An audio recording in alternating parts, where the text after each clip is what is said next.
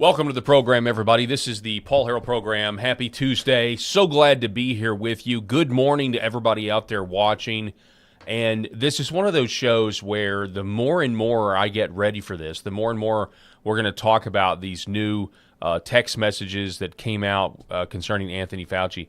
The more and more I read into it, the angrier and angrier I get. The more testimonies that I read from fathers and mothers who got pregnant and lost their babies in the first trimester. Now we're finding out, according to these documents, that they knew 82%. There was an 82% increase in people that took the vax, women who were pregnant that took the vax that had a miscarriage in the first trimester. And it's not just the first trimester. We've got testimonies from people saw this with their own eyes. Okay, people heard about this with their own ears. They heard about, hey, so-and-so lost their baby. This was all going on like crazy in 2021, 2022. You have not just the first trimester. You have people testifying. When I say testifying, I just mean they are speaking out. There are people speaking out saying, look, we were in the third trimester, and we were pregnant. We didn't get the shot. Friends of ours were pregnant. They did get the shot under compulsion to keep their jobs, and they lost their child. Anthony Fauci is a mass murderer. And ladies, and it's not just Fauci. It's not just Fauci. I want you to seriously take a moment today, take a moment this morning, not just for outrage's sake, but take a moment and think back to everyone who was telling us to get this shot. And many people did get it, and many people now know that they shouldn't have. And you know, we had a conversation last week or a couple weeks ago with Eric about that. There's a lot of people that know more information, a lot of people that regret it. But the bottom line is, think about it's not just Fauci. It is a systemic institutional problem that was foisted on the American people. We were attacked, ladies and gentlemen. We were attacked by our own institutions, and there has got to be remedy to this. There has got to be accountability for this, or we are not a serious country. We're not a country, in fact, if we can't get accountability here. For Fauci and everybody that's behind Fauci pulling the strings. We're going to talk about it. Also, we got positive news with the vaccine schedule from President Trump, a breath of fresh air out of the Oval Office yesterday. We're going to talk about that and much more today over the next 2 hours on the Paul Harrell program. It starts right now.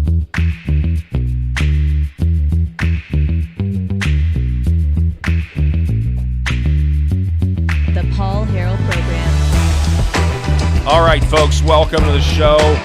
I am alongside my co-host, Rob Spencer is with me. Rob, how you doing, sir? Paul, I'm okay. I mean, listen, there's so much evil in the world, so it's really hard to, have all these positive, sunshiny thoughts, but I do know that there is a Lord above. Amen. And he is in control of all. He gives us free will here on this earth, and unfortunately, that is where we're seeing evil. The evil one is going to produce his destruction on the world the best that he can, and so you just have to navigate that and look to God. But also, we have a responsibility here on this globe to call this out and to, number one, make sure this never happens again. When you're talking about death toll of COVID-19, and if even if it's not a legitimate number, the official number is somewhere close to 8 million, somewhere 7.5 million, somewhere around there. 7.5 million people that no longer are here, not to mention the countless miscarriages that we're going to talk about as we get into this, the countless miscarriages that were so prominent in these expecting mothers. People were losing their jobs here locally. Nurses, the two hospitals where mandates were put in, and they had to take this vaccine. And so you have pregnant nurses who have medical insurance through their hospital are faced with a terrible decision no one should ever be faced with. Do I risk my financial future, or do I risk my child? And of course, the answer was so easy for many. Of course, I'm not going to risk my child. But there were others that were, and I don't blame them because they were being lied to. You're being lied to and also being pressured every day. Have you got your vax yet? You get, the follow-up emails. You try to stall. Yeah. You try to ask for an exemption, denied. No, you got to get the vax. Mm-hmm. I mean, the pressure. And then eventually you start to say, well, it's probably fine. It's probably going to be okay. Yeah, and it's honestly, it goes so much further too, Paul, than pressure. We were villainized. That's true. If you didn't take it. We've been about as patient as we're going to be. We've had enough. This is a season of death, a summer of death brought on by the unvaccinated. These stupid-ass liberals stood up there and spewed that complete BS because they were fed it. And they couldn't put any sort of critical analysis on it. And they threw out this BS. And you were an outcast if you didn't take it. Yeah.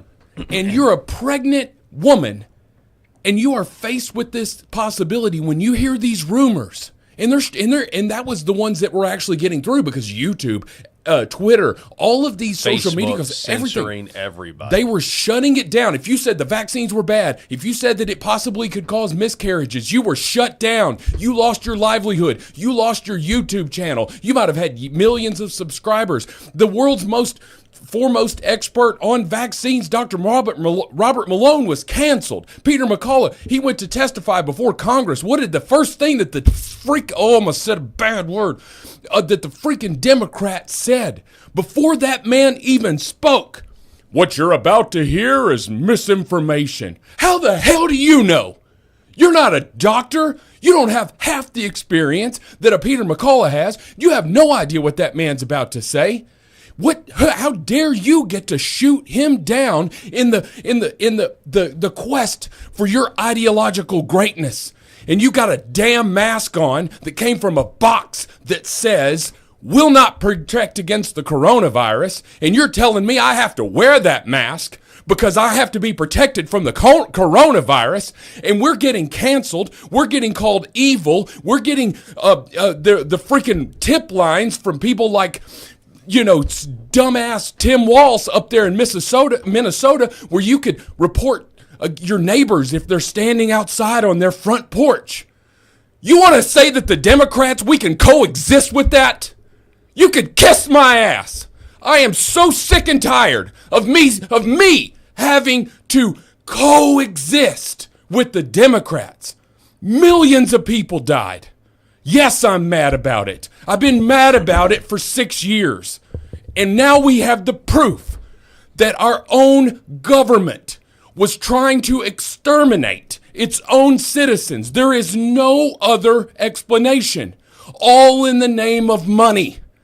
All of this money gets funded into research, gets funded in. They create this virus. They unleash it. Then the money gets funneled into these Pfizer, Johnson & Johnson, all of that. Then they are excluded from any sort of accountability. You can't sue them. We're going to give them all this money, and then they're going to make billions and billions of dollars. Well, guess what? The people that approved that funding, they get money back. It's all a big money laundering scheme.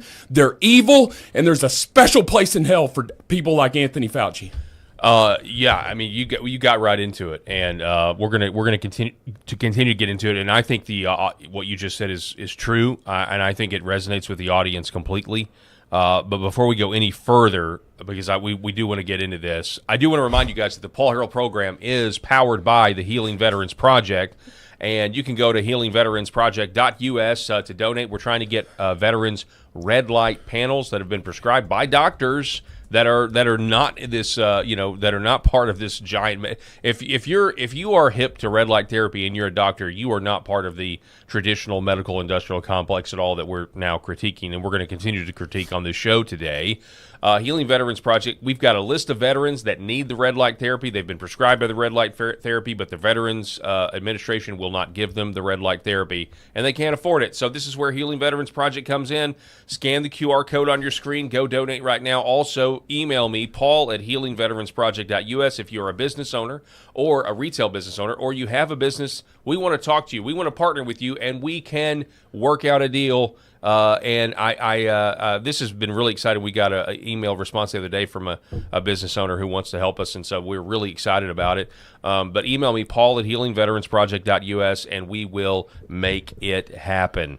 Rob, now it's time for a new segment that I am calling the Pandemic Paper Trail.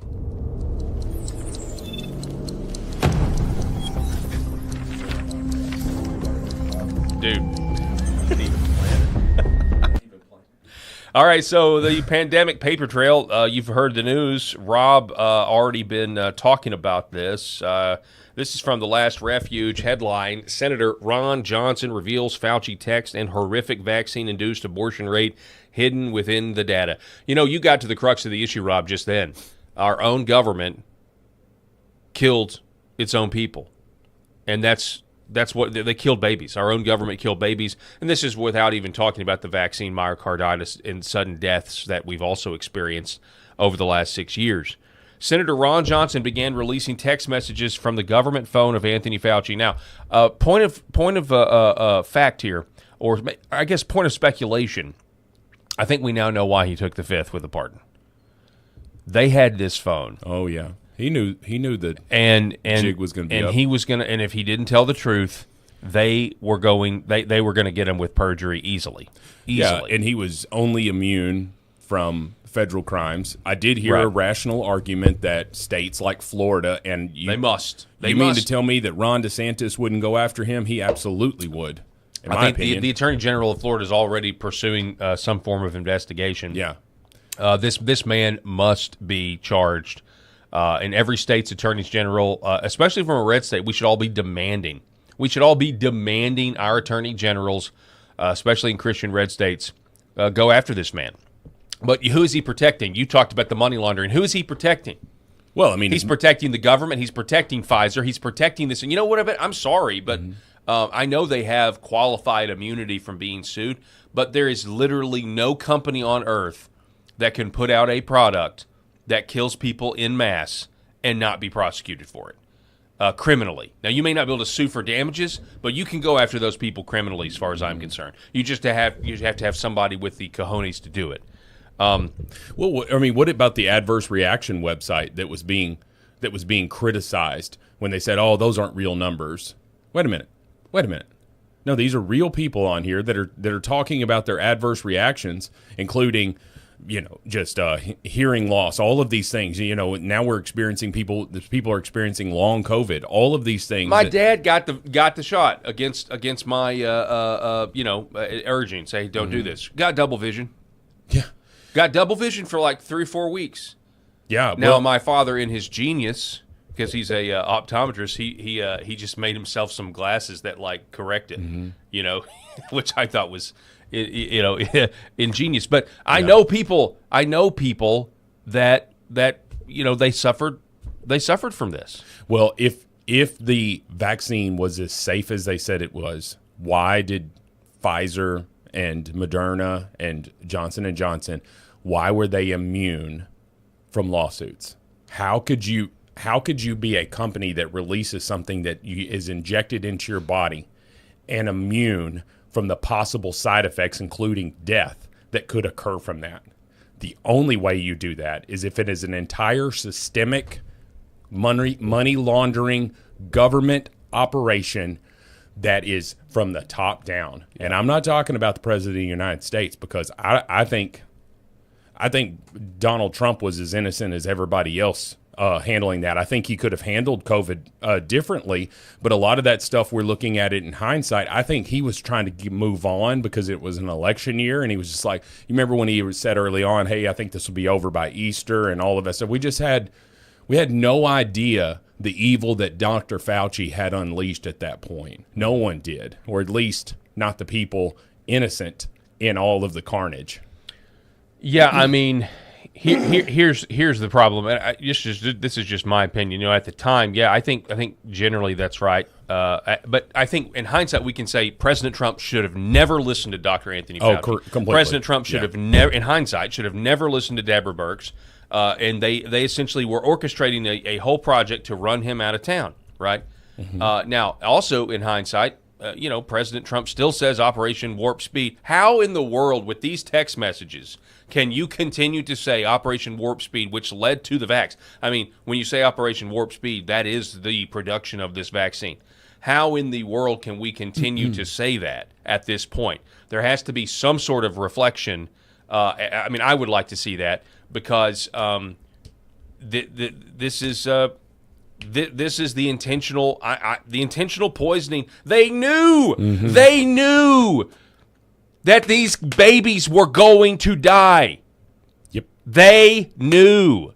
This is not Republican, Democrat. We've got to protect this guy, protect that. This is like, hey, here are the facts, guys.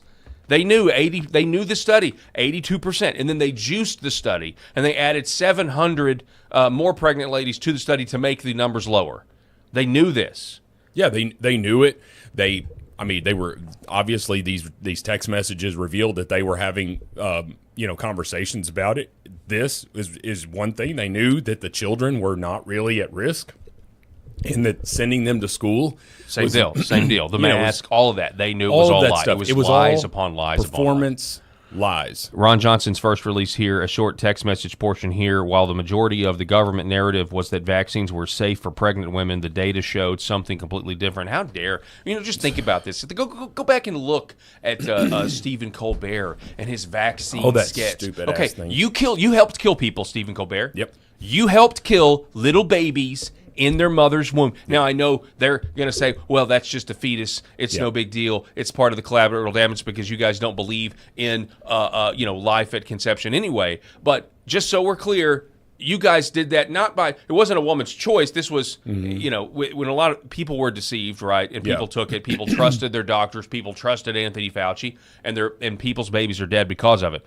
The actual spontaneous abortion rate for women vaccinated in the first trimester was a stunning 82%. However, the CDC and healthcare administrators manipulated the data, adding 700 women vaccinated in the third trimester to improve statistics. So you say, well, we're going to add the third trimester vaccines because those babies have a likely better chance of making it, and in fact they did. However, this is not. Do not get focused on this first trimester. 82% abortion. Even though as terrible as it is, it's much worse than that. Because here's a story from Maze Moore. I want to Rob, would you like to read this? Or you want me to read this? I don't care. So, yes, I would like to read this because I sent this to you, and listen. This is just one example of just an incredibly tragic situation, and this person had the misfortune of actually having such a direct experience with what was happening because of Anthony Fauci. My wife is a nurse. She was pregnant during the pandemic. Her best friend is also a nurse, and she too was pregnant during the pandemic. She and her husband had been trying for a long time, and this was their first child. They were both well into their pregnancies when the hospitals that they worked for started mandating full-time employees get vaccinated. The hospital was pushing the vaccine so hard and the rhetoric was so crazy that they were both worried if they would even deliver their babies if they were not vaccinated, like the hospital would not deliver their babies. That's how scared they made people.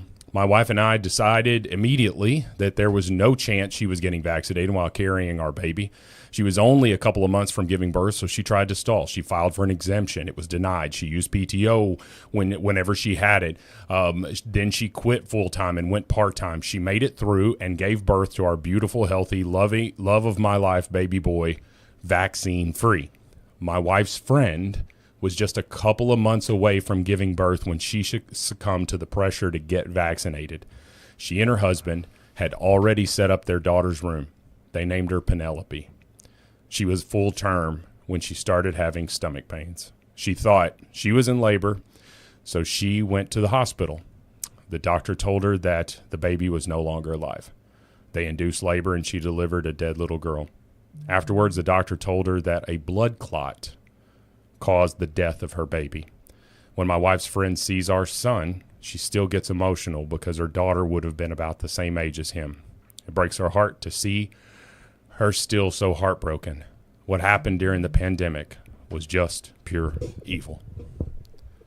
Folks, a real experience that was shared by countless others across this globe, really. But here in the United States, we saw it here just in a local level in a conservative Christian red state on a local level, hospitals mandating, no matter you could be a 9-month pregnant woman who is a nurse or something working at the hospital, and they mandated that you get these vaccines. And these liberals, there were a lot of conservatives that bought the lie too. They trusted their doctors. Yeah. You're exactly right. Correct. I mean, I can't tell. I had close friends that were conservatives. I had a good friend that I know is center right at worst. Texting me saying, "Hey, man, you don't need to abandon your wife and daughter, and you could be abandoning them if you get the get COVID and you die. You really need to get the shot." I mean, this happened. This people were convinced that the science was real, and they were ignoring all of the and like you said, the censorship was real too. There was a lot of this data that was, if you weren't following the right person, you weren't getting the data. And then when that person got canceled, you were like, oh, that person got canceled. They must be telling the truth because the government wants us dead. If we can't be free. If we're, I mean, it's slavery. We're talking about slavery here. We saw this. And this is the stuff that revolutions are made of, folks. And we saw this in the Twitter files. This was directly coming from the Biden administration when they were asking or almost demanding that X and Meta and all of these places censor these accounts that were speaking out against the vaccines. You weren't even allowed to say anything. Name anything that is safe, effective, what everybody should do, that has to be where the dissension has to be censored. Name anything where that's an actual scenario, because if you're having to censor the dissension, people that are saying no way, wait, I'm not doing this. No. You can just say that. We'll allow you to talk bad about the vaccine. That would have a lot more credibility from folks. I guess I got a little fired up earlier because my voice is whatever. It's okay. I'm disgusted. I'm literally disgusted. Yeah, but they shut down any debate, and it goes to YouTube, Google, all of which is the same company, all the social media companies, everything. And had Elon Musk not bought Twitter, we may not know the true depths of what we were dealing with. I think that the Twitter files is what led to this. I think you could draw a correlation back to the Twitter files and those being released to see how bad the government was influencing the information campaign. Excuse me. I think you're right. Here's another one. Here's a guy by the name of Daniel Keene saying, we had a miscarriage in 2022 after one shot of the vax. I don't even know. I said at the top of the show, are we even a country if there is not some sort of accountability? Tyler Oliveira once, after a fair trial, of course, his execution live streamed. These are just some reactions. Matt Walsh, quote, Fauci must be prosecuted. Anyone who thinks Fauci is legally immune at every level, in every state, for every crime because of some preemptive pardon issued by Biden's auto pen is an idiot. He can be prosecuted. And he must be. Hear, hear. He must be. He must be. This and again now. Look, we've known that there were miscarriages involved with these shots for a long time. Pfizer tried to have the court documents that proved this buried under seal for 50 years. To your point about dissent, you don't ask a judge to cover up court documents for 50 years. Sure. Okay. So they came out, and I think this was Naomi Wolf who was instrumental in working on that about what these shots were doing to pregnant women. So we've known, and that's what's so frustrating here is there's a lot of people that are finding this out for the first time, but there's a whole bunch of us that have known this has been going on for the last 3-4 years. Yeah. We've known this. But it's great that it's getting more, getting out there. But here's the deal. It has to result in accountability, or this is all just performative theater, right? Mm-hmm. A lot of people criticized the committee process. A lot of people committed because it seemed theatrical. Once he was going to plead the fifth, all we had was these performative things that are great for fundraising for these congressmen's campaigns via emails. Look how I owned the left. Look how I owned Fauci. And so that's just me kind of being skeptical about the whole situation. Then we found out on Thursday night into Friday, that they had the phone. Now we get the text messages really quickly. Now we've realized why he's taking the fifth, because they've got him dead to rights. And there was no way he could have testified without exposing all this. So now it's exposed. So now what do we do? And look, I mean, I've said for a long time, one thing that could unite this country, especially about the vaccines, which we're going to talk about the vaccines in a minute.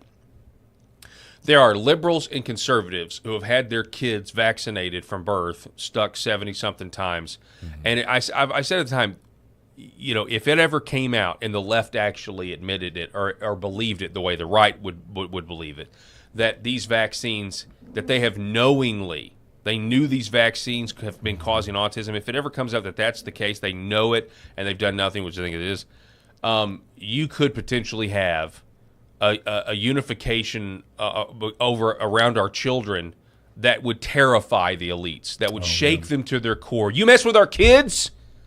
You knowingly messed with our kids, and in this case, you've killed them. You've literally taken from us the fruit of our loins, and you have killed it. You've taken the one thing that is the basis of human wealth in this world, our children, and you took it from us, and you knowingly did it. Wars have been fought over so much less than that, and I am sick to my stomach about it. And I'm telling you, if something's not done, and it's not just Fauci, but I'm fine with making him the poster child. But it's everybody who he's protecting. It's the vaccine companies. It's parts of our own government, and they've all got to be prosecuted. I don't even care about Russia collusion anymore. I don't care about it. I really don't. I care about this way more. I don't even care about Thomas Crooks. I mean, I can't care more than the Trump administration. Right, about trying to get to the bottom of that. I care about this way, way more. This is direct harm against the American people. And if to your point, Paul, if this can't be prosecuted, if this has no accountability, nothing can. Mm-hmm. Yeah, nothing will. And if you can't go after this man with the full force of the legal system, and he should, if he's worth his salt at all, in terms of his trying to have some sort of freedom, he's going to have to roll over on everybody. And whether he will or whether he won't, no. He just seems like he's going to be too proud, probably. But I wish he would. Every text message, every person on the receiving end of it, everyone who knew must pay. Here's the Katie Pavlich. This is a quote from what's been released here. The deception was institutionalized in the now infamous Shimabukuro study published on April 21st, 2021 in the digital version of the New England Journal of Medicine. The authors claimed a miscarriage rate of 12.6%, but the raw data revealed an 82% miscarriage rate in women vaccinated during the first trimester. This is consistent with the 81% miscarriage rate noted in the Pfizer 5.3.6 post-market data and is discussed in detail below. These figures mirror the effects of chemical abortion drugs. They mirror the effects of abortifacients. Here's the texts. More texts reveal that Biden-era U.S. Surgeon General Vivek Murthy responded to Fauci's concern about the COVID vaccine in pregnant women by adding, "I've been hearing concern about the mRNA causing mutations in the developing fetuses as well." Quote, "This is really helpful. Thanks. I've been hearing concern about the mRNA causing mutations in the developing fetus as well. That's a really good point. Re the cytokine storm post-second dose." Tony, Rochelle, did you see this announcement today from WHO saying they advise against pregnant women taking the Moderna vaccine because of lack of data? It has led to a flurry of questions. What is your take? I imagine we will all get asked about this. And then we've got more. Fauci text on January 25th, 2021, that the COVID vaccines could kill A first trimester unborn baby, 82% miscarried in an April 2021 study. Then he went on TV for the next few months urging pregnant women to immediately get vaccinated. That right there. I mean, there's more. There's so much more. But holy crap. That right there. 82% of these pregnant women in the first, and what is it, second trimester or first? Okay, first trimester, that they saw an 82% increase in these mothers miscarrying. Now, first trimester miscarriages, from my understanding, are a lot more common than sort of later term miscarriages. But if you've got an 82% increase in anything, folks, that is not some anomaly. Yep. That is absolutely a trend that is environmental. It is environmental. That is being caused by something. 82%. And then he goes on television after that. Yeah, take this vaccine. Wasn't his wife on the board of Pfizer? I believe so. I know she had some sort of interest in remdesivir too. Yeah. I remember hearing that about that drugs. I mean, is that to me that's a smoking gun. That is it. I mean, that's literally, that's you're in the history books with some of the worst mass murderers that there are, that just intentionally lie to their own people to get them killed, or intentionally throw them in gulags to die. Whatever it is. I mean, it's and by the way, this is not just about miscarriages. I think you could also chalk this up. I mean, everybody knows somebody with their own story about this when it comes to what the vax has done to them or what they think it's done to them. Because you also have the issue of infertility. I've got family that went through this, cousin that went through this, where before the vax, right, they already had one child. Before the vax, they got pregnant, right, and they did have a miscarriage, and they were trying to figure that out. And then they had another one, another miscarriage, but this is before the vax. But she was consistently getting pregnant, and this happens to a lot of women, right? But then she got the vax because of some reason. She had to get it in order to travel somewhere. Haven't been able to get pregnant since. This is a young couple, and so they credit both of them, because I talked to them earlier this year. They volunteered this story, and they said, we believe that the reason that after that vax, there was just no more. There was no more pregnancy. So there's some people that believe this has made them sterile. Yeah, I mean, here's the deal. I'm not saying I can't prove it, but I had perfect blood pressure prior to 2022, and I got COVID in 2021, and I had no blood pressure issues whatsoever. I got up to recently where I was on 6 different blood pressure medicines. I have lowered it down considerably just due to lifestyle changes and all of that. But I was there were a couple of times where I tested it and it was 180 over 120, and I looked it up and it said if you're 180 or over 120, you need to get to an emergency room. That's how bad my blood pressure was, and I was just like, wait a minute, why, dude? I exercise 5 days a week.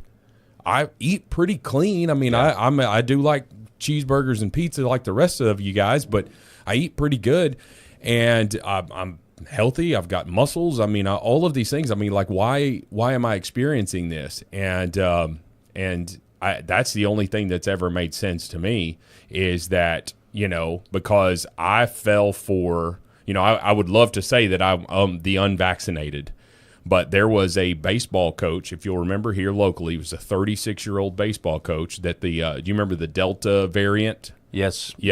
And so there was the Delta variant, and there was a 36-year-old baseball coach who, now this was the reporting. Right. Perfectly healthy baseball coach gets COVID, goes into the hospital and dies.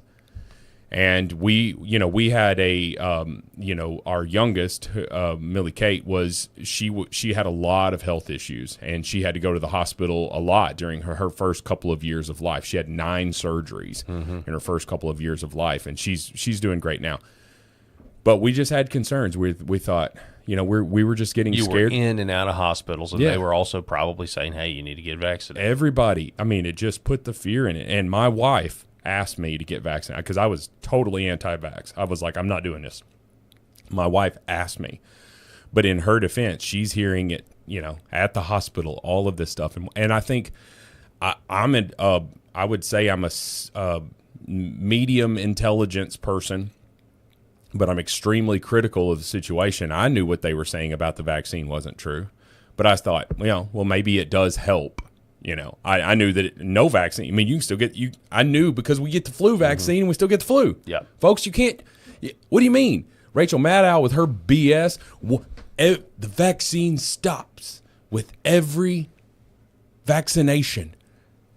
You get COVID, you get exposed to it. If you got the vaccination, it stopped with you. I mean, it was all a blame game for us, right? So, but I knew that all of that was BS, but they were telling us with this new Delta variant that it was the scariest one, right? It was coming out there. So eventually I did get vaccinated and started having health problems after that. So I got it easy. I mean, I'm sure people would much rather have high blood pressure issues that's controllable with medication versus, what some of these women who lost a baby. Yeah, 100%. Yeah. Yeah, who now, suffer from infertility because of this stuff. And so, again, I just keep going. We've had several comments here, that phrase, Fauci lied, people died. But Amen. Yes. Yeah, but I would also add to that, then what happens? Yes, Fauci lied, people died. Then what? And it's unfortunately in the hands of our government through these state attorneys general. That's really our last hope, would you say? I mean, I guess they're going to try to go after him, but I have no hope. I have no hope for this contempt of Congress.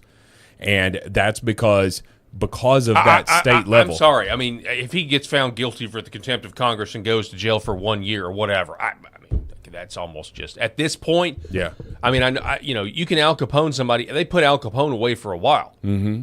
Or didn't he die in prison of syphilis? Okay. Oh, I can't there remember, you go. but That's a fitting death for Al Capone. Whatever. But doing 1 year in jail and then well, we got him. No, not after this.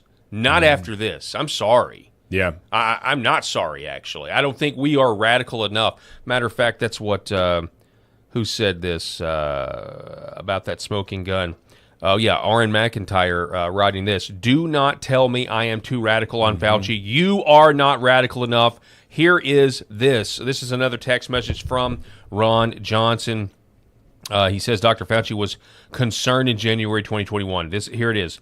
Dr. Fauci, quote, I asked around a bit more, and another issue came up that you need to be aware of.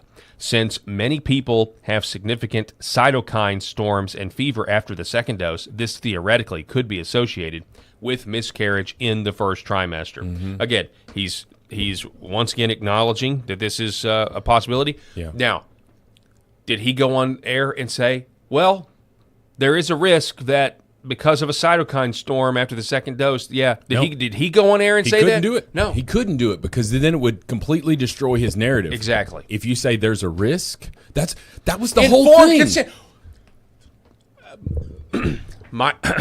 I've got a family member that's about to have back surgery, and I've been going to doctor's appointments and listening or whatever. And so there's a surgery coming up, and requires two surgeons, one a general surgeon to get to the back. They're going in through the stomach, and one then the neurosurgeon that comes in there and does it. Right?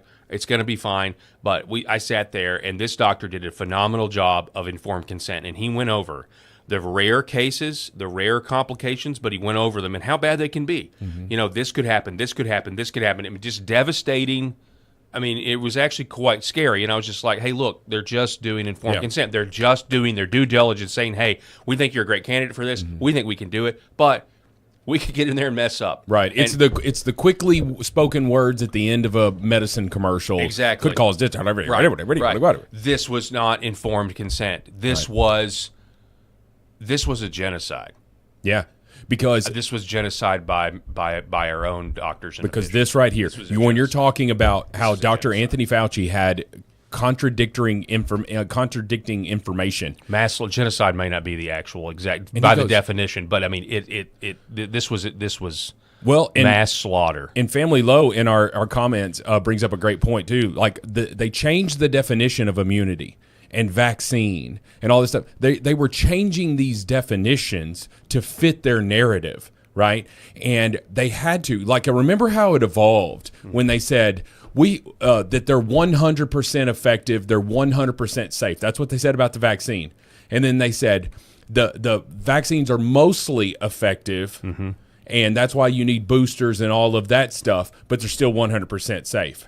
And then they said, well, you might get the vaccine, but you get the vaccine and you might get COVID, but it won't be as bad as if you didn't have the vaccine. Completely, yeah. Do you remember the evolution that they went? And then you had a lot of us unvaxxers that were starting to hear about something called vaccine shedding, because which I believe is a real thing, where people that got the vax were then shedding this spike protein that were getting unvaccinated people sick. Yeah. People talked about it all the time, how when I'm around people who have been vaccinated, I get sick now. Well, and you've got and you had those clinics. There's the platelet clinics where you go and you can donate your platelets or whatever for plasma. Thank you. I said platelets, but plasma. You go donate your plasma and you get money for it, and a lot of folks will do that. Well, do you remember how they were offering twice as much money for unvaccinated people? They knew. Yeah, and there's now blood banks now. There's now independent blood banks for unvaccinated people to have blood. Yeah, and then you've got, Go Away earlier in our chat said something fantastic, and I had forgotten about this, but do you remember what the funeral directors knew, because there were he says there was these long white fibrous cords that were found in the bodies that were coming out. Their blood was sludge. Mm-hmm. People's blood turned to sludge. And the funeral director's like, what the hell is this?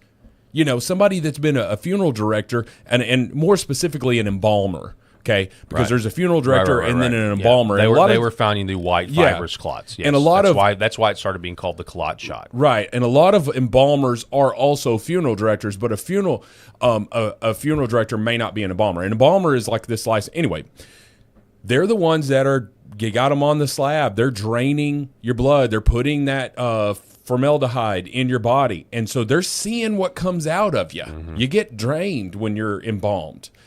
And they were seeing this, and they were raising these red flags, but then they were getting silenced. And then they were getting threatened. How dare you come out and say this? And folks, I think that This was bioterrorism. This was bioterrorism against the American people. I know that we haven't, and especially this reminds us of the righteous anger that we should have. But I think that we have forgotten just how truly tyrannical the government was in 2021 and 2022.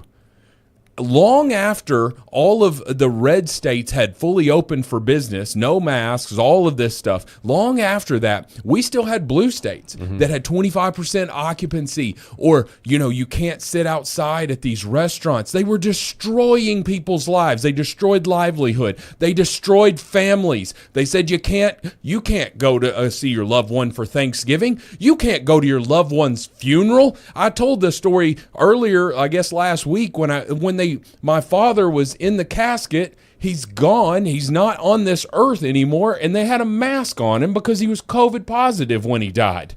I'm like, and I don't blame the funeral directors. They were listening. They're listening to all this stuff. And so there were so many lives ruined. There were people dying alone in nursing homes because their families weren't allowed to come and see them. There were children that have forever had their education stunted.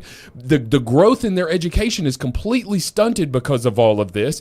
They had us doing this ridiculous stuff. It was a civil war. It was neighbor against neighbor when you're reporting. When you are people. How many fights did we see in grocery stores with people wearing masks versus a dude walking in without a mask and he is all of a sudden evil? People were getting arrested. Hell, we saw it where was that in Australia? There's a person jogging alone on a beach, and this police officer, luckily he was a fat ass and couldn't catch her, and this police officer is trying to catch her because she's jogging alone on the beach.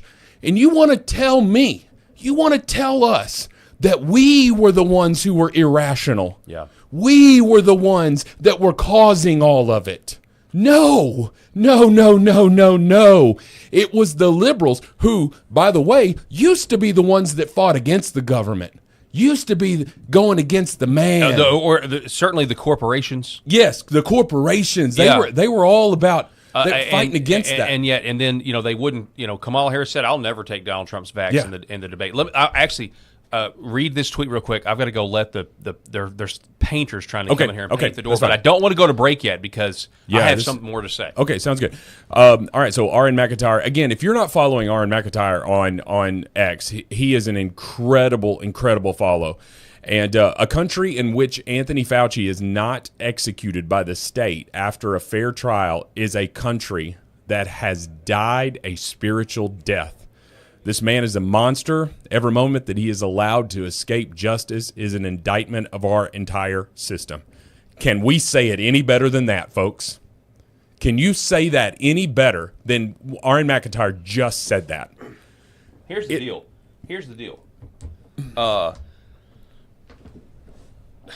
This was the problem with listening to Anthony Fauci and why Operation Warp Speed, in hindsight, and a lot of people have known this for a while. But I think we can safe to say if President Trump had not had the election stolen from him in 2020, there would have been no vaccine mandates. Okay? There would have been no vaccine mandates. There would have been a lot of people that didn't get this shot. But going along with this created this infrastructure to where when they did steal the election from President Trump, then the tyrants were able to go full bore, and basically Joe Biden, or the people controlling Joe Biden, were able to pick up that football, or I guess pick up the baton in like a relay race and do what they wanted to do all along. And that's my issue with it at this point. Well, there's another one, Paul. R.S. Herrera or R. Sherrera in our comments here. Great point. I forgot about this. Don't forget that congressmen and women were allowed not to be vaccinated. Mm-hmm. You remember that? Yeah. They're passing all of this stuff, and they're the ones standing out there. We saw this BS where the dude walks up, he's walking up stage. He's going to walk up to the podium. He's backstage, and the camera catches a video of him, and he doesn't have his mask on. He stops right before he's going to walk on stage, puts his mask on, walks out there on stage, and then takes the mask off. Mm-hmm. It was all a show. Giant phony. It was all a performance show. And then you had even celebrities like, you remember Alyssa Milano, 80s star? She was showing. Crochet mask. Yes, she had a crocheted COVID-19 mask because she wanted hers to look cute. She wanted it to look cute. It was a political symbol. It was a symbol of submission. It was a symbol of slavery. And so many people went along with it. It was I'm better than you. Yeah. I know the science. And guess what, Paul? The science is settled. But talk to any reputable scientist. They'll say the science is never settled. We never know everything about all things. It's never settled. And that's what they went on television and screamed. You want to talk about old school liberals, and you said fighting against the corporations? How many liberals kissed the ass of Pfizer? How many just absolutely blindly followed the government recommendations here? Paul, it's 2026. Have you seen anybody driving around wearing a mask inside their car alone? Yes. Yes, it still happens. And we're in a conservative, Christian, red state, and that crap still happens. I can't even imagine how bad it is in very blue states, Massachusetts, California, all of this stuff. You have lunatics who bought into it, who cannot have any sort of critical thinking skills whatsoever. I saw a dude walking down the street the other day. It's 110 heat index here. It's 99 actual degrees here in Arkansas, and he's got a mask on his face. You couldn't pay me to put a mask on my face when it's 110 heat index outside, meaning the feels like temperature of 110, and you got something on my face that's restricting me from breathing? Heck, even without a mask, I'm struggling to breathe when it's 110. You feel like you're in a sauna. Yeah. These people are lunatics because they're at this point, there's some forgiveness from March 2020 until maybe mid 2021. Yep. If you were kind of sucked into all this stuff, hey, listen, a lot of folks were, and including myself when the Delta variant scared us all. But post that, especially post Elon Musk buying Twitter, if you are still fooled by all of this stuff, then it's willful ignorance at this point. You are allowing yourself to follow like mindless sheep. I agree, and I also think there needs to be some individual confession and repentance here from some. I mean, think about it if you're a clergy member. I saw somebody sharing a post of the late Tim Keller, who passed away of cancer a couple of years ago, but in 2021, and he was a very influential pastor to some. And he posted his vaccine card, got my vax. He was up in New York City, and you think about the clergy or anybody with any sort of position, like mid-level position authority over a bunch of people. Is anybody going to take responsibility? I mean, you were telling people to get vaxxed, and we know it does all kinds of things to your health, but now we have black and white evidence that it was actually killing babies. Mm-hmm. Let's say it was killing children. There needs to be some individual, somebody, all you got to do is stand up and say, like, man, I believe the lies. I'm sorry. Yeah. And then I recommended this, and I am a participant in this. I think there's got to be some of that. Likewise, to your point about the totalitarianism, really think about how close to the brink this country came, where neighbor was turning against neighbor. Essentially, we're trying to eat the other person. Yeah, and so many people don't just want to act like that never happened again. I remember there were other ministers, though, that were saying it is perfectly biblical for you to forge a vaccine card or buy a fake vaccine card.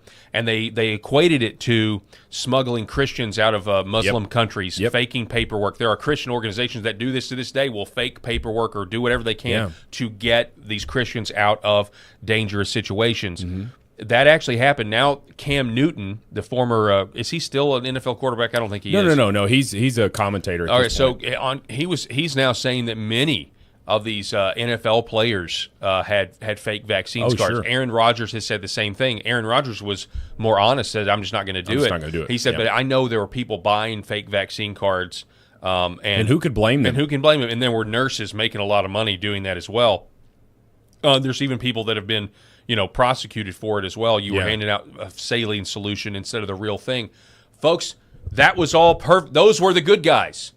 Those were the good guys. Those were the people that were trying to save lives. And certainly save themselves and their family. So we became, and this is why the whole thing, this is why, I mean, we have to, look what came out of it. Look at that level of totalitarianism that you read about in the history books. And then understand that parts of our own government funded the gain-of-function research to begin with, sent it to China. It was unleashed in China, and 7 million people are dead if you believe those numbers. Then they poisoned those who went into the hospital. I mean, I would love to know if that 30-something-year-old baseball coach that went into the hospital and then died, was he given remdesivir? Because I suspect he probably was. The remdesivir, has killed a lot of people too. Our own government is responsible for a global mass death, mass murder event. Our own government is responsible for it, and China as well. I mean, this could not have happened without the intelligence agencies doing this. Well, this could not have happened without intelligence. It was the largest money grab as well in the history of our country. I know it's a short-lived history. I can't speak about it globally. I don't know if this has ever happened before. But when you want to talk about purposefully bankrupting their own citizens so that there could be foreclosures, there could be land grabs, all of that stuff, and then what did the Fed do? It printed all of this money, flooded this economy, and how much fraud has escaped. I mean, there's a lot. There's been a little bit of accountability on some of these people with those PPP loans, and what was the other one there that you didn't have to repay? That was the PPP. Was it the PP? Okay. Anyway, so there was definitely some fraud that was uncovered with that, and it's been prosecuted. But the corporations that were receiving that stuff, they're not going to get caught. They're going to catch an individual doing this stuff, which would be small potatoes compared to some of what these corporations did. Yep. We saw trillions with a T, trillions of dollars being funneled back to these corporations and that was after they said, shut it all down. We want you living off the government. We want you ready for a handout from the government. And I'm just so thankful that we were here in Arkansas, because this, we had Asa Hutchinson, he was terrible, but yes, he was. He believed the science. Yeah, he believed the it. Science. Yes, he believed it. He also wanted exceptions for the transgender, hormone blockers for kids that were already on them. Well, we can't just ban them because we can't take them off. Yes, you can. It's evil, and you're abusing children. He couldn't. I mean, there's some people have some frustration with Sarah Huckabee Sanders now as our governor, but she's way better, in my opinion, than Asa Hutchinson. Yeah, I mean, on issues like that, she banned the mask mandates and everything. So. Yeah, so she's a conservative, and you can't tell me otherwise. But anyway, you've got this evil that had been permeated on its American citizens, and Anthony Fauci is just one pawn in that. He just happened to be the one that was on television the most, but it was an entire concerted backwoods network here that was trying to grab money, that was trying to control the population, that was trying to grab land, and they were successful in a lot of ways, Paul. Yeah, our medical industrial complex went full communism. Oh, sure. Or fascism. I mean, I don't know. Maybe it's more fascism when you think about the corporate. I say corporate. It's just like it's so ridiculous. These giant corporations in the government are the same. Oh yeah, yeah. They're the same thing now. There really is no separation between giant corporations and our government, which again is it would have been a Democrat talking point back in the 90s or in early 2000s. Oh yeah. And now it's patently obvious that all these people exist, the elite exists to essentially enslave the public, kill us at their will, put flock cameras everywhere. Flock meaning, we're all sheep. And remember, strengthen the herd. That's what they would say. Like, I got my vaccine. Strengthen the herd, meaning the herd mentality. And more people get vaxxed, the less. And then it was all lies. It was all lies, and people died. Fauci lied. People died, like you said. And now what? Now what? Now what do we do? How do we go forward as a country? And this is an issue that would largely, they want us to forget it. Hats off to Senator Ron Johnson for doing this. It's not just Fauci, but we have to go after Fauci. States attorney generals have to go after Fauci. We got about 30 seconds before we got to end this first hour on LFA and start our second hour. But, Rob, I'll give you the last word. Yeah, sir. Just a couple of comments. Fear was bought, Wanda. Fear was bought and sold successfully. I just got pissed off. They never scared me.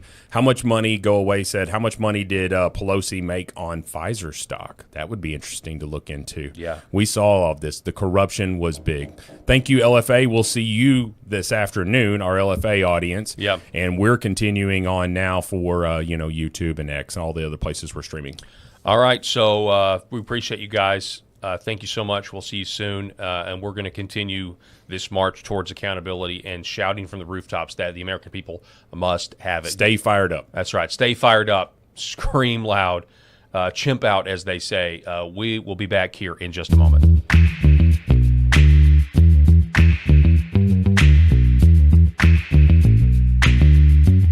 The Paul Harrell Program.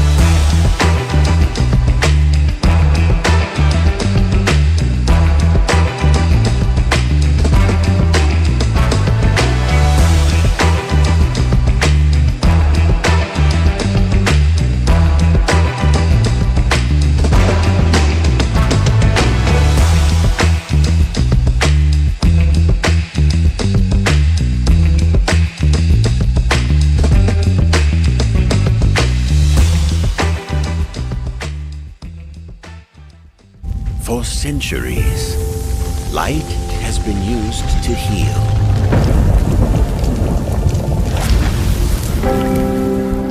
Awaken the body with Red 5. I had 5 units that I purchased for the practice right out of the chute. Well, those went the first week that I got back to Houston. So then we ordered another 5 and then another 5. And I think over the next, 6 to 8 weeks, we had ordered like 35 units. And they're gone. They're still gone out of the practice. So we're excited about moving more of these units for our patients because they need them. And so when you bring in new technology and your staff's thinking, oh, this is another thing that I need to handle during the day, I think it's a good idea to give them a little incentive. And I do it as a team. So if one person does well, the whole team does well. So they all support each other. And they got really excited about that. They love it. They'll bring a unit in, turn it on, put it on the patient's foot or leg, and they'll tell the patients, be sure to talk to Dr. Parker about red light therapy. And the patient will say, red light therapy, I've heard of that, And so I'll walk in and my nurse is she'll tell me, I've spoken to Mrs. Jones about this red light therapy, and she's really excited about it. So Red Vibe has been fantastic for our bottom line. MyPillow's second annual mega sale is finally here. Get our patented premium MyPillows that adjust to your exact individual needs to give you the best sleep of your life. When I got MyPillow, I'm asleep almost immediately. I stay asleep at night and I wake up more well-rested in the morning. Now for the lowest price ever. Kings, $19.98. Queens, only $18.98. And Giza Dream bed sheets, the best sheets in history, for as low as $29.98. Lux Pure 6-piece towel sets, towels that actually dry you. What a concept. Now only $39.98. And our made in the USA mattresses and mattress toppers as low as $99.98. So go to mypillow.com or call the number on your screen. Use your promo code to take advantage of our second annual mega sale. But that's not all. Order right now and we'll ship your order absolutely free. My name is John, and this is my beautiful wife, Lori, and this is our Star Wars Ewok. His name is Scout, and we have Scout for about 11 years now, and we started noticing about 3 years ago he started slowing down. He was unable to jump on the bed. He was kind of a little bit grumpier, and when my daughters, Macy and Mariah, would take him on walks, he would walk for about 30 yards, and then he'd lay down, and they'd carry him the rest of the way. So I heard about Pet Club 24/7 and about the products from a gentleman that I really trust and share a friendship with. And he mentioned to me that they have products that are going to help him with his arthritis, help him build his immune system. And I said, okay, no problem. Let's try them out. And I kid you guys not, within about 2 to 3 days, we started noticing a little difference. And then we took Scout on a walk probably about a week after we started using the products, the mush puppies, and he would walk the entire way. He would walk at least a mile, and it's just been completely amazing. He's a new dog. He's 11 years old, which is around 80 years in dog years, and he's just happy. He's more energetic. He's not the grumpy old man he used to be, and we're just so thankful. And it was perfect timing because we lost our boxer Yankee about 1.5 years ago, and it was really hard on us. So I'm so thankful for Pet Club 24/7 for the products that they offer. Imagine if you could have your best friend around one more day or one more week or even one more year. I'm so blessed and thankful that we were able to find this company and find these products for Scout. So thank you guys. Give it a shot. We appreciate you. God bless everyone.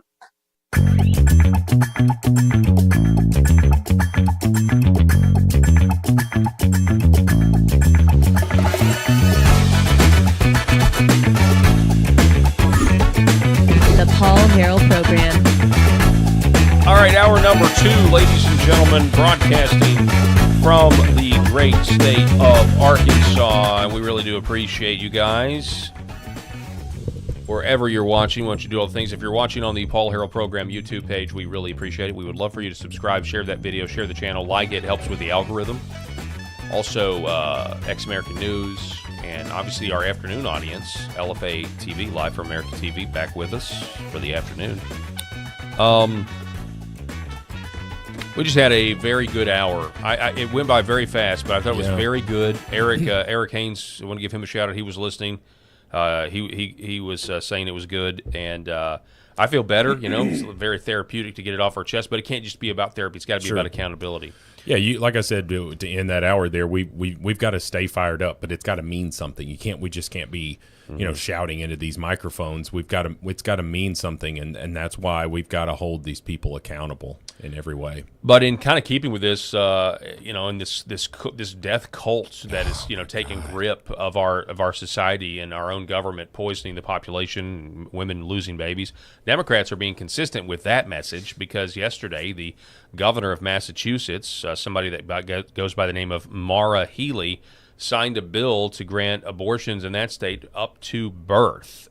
This was the signing ceremony, and this is what it sounded like.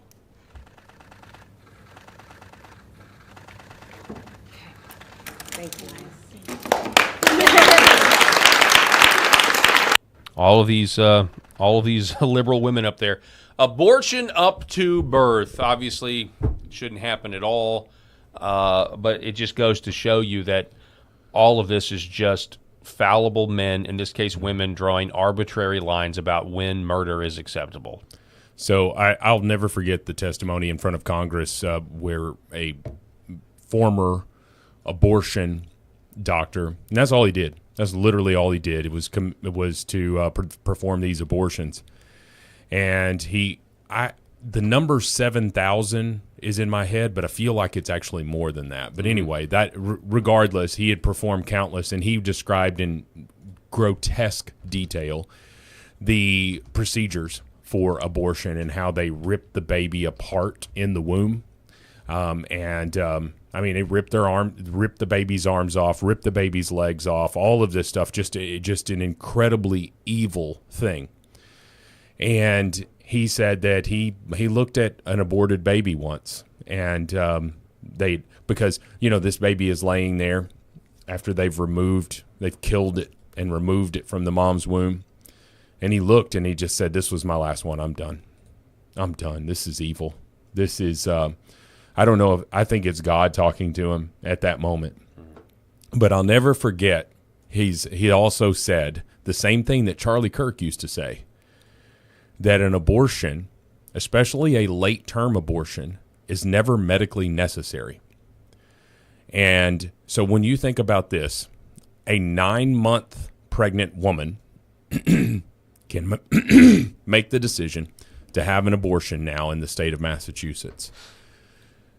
Or they could say, well, my doctor felt like it was medically necessary. Okay. If the baby is a few weeks from the due date, why don't you just deliver the baby, induce the labor, get and if you don't want that baby anymore, give him or her up for adoption.